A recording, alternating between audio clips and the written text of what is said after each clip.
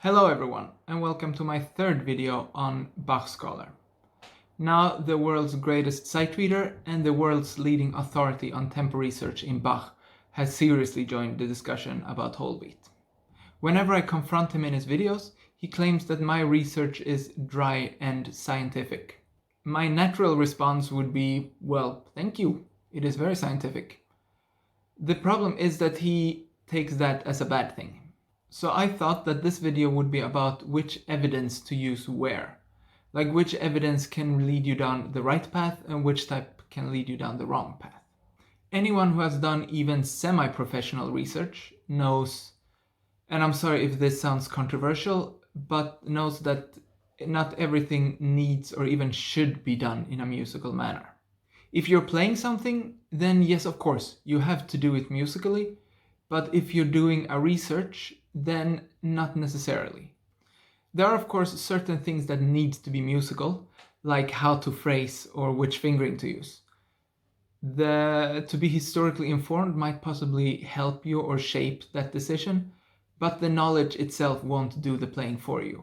A bad performance will always be a bad performance, no matter how much you know about the piece. In research like this though, especially when they're so black and white as this subject, that's not necessary. Either someone is single beat or isn't single beat. There is no sort of halfway or only in these bars or only in this piece. If someone is single beat once, they most probably are it the rest of their lives too, unless some very big evidence come out against it. The danger even to go through something like this with our musical mind is that it's unfortunately irrelevant. First, because the other side can use exactly the same argument against you. According to their musical mind, you're wrong. Then you're just stuck in some sort of standstill, and the best you can do is agree to disagree. Then there's the more serious reason, or whatever to call it. We are shaped by our time and our traditions, just like the composers were shaped by theirs. These two are not necessarily the same, and we can't use one ideal to figure out the other ideal. We also tend to like what we're used to, which might be something completely different than what the composers were used to. To hopefully prove my point, I'll go through some completely different type of art. For a very long time, apparently, people have requested the painting Mona Lisa to be cleaned and restored, so that it shows what it actually looks like. Of course, they couldn't take the original, but they do have a copy, so they cleaned that one, and this is what it looks like. Of course, I don't know what you think, but I kind of like the yellow, dirty one.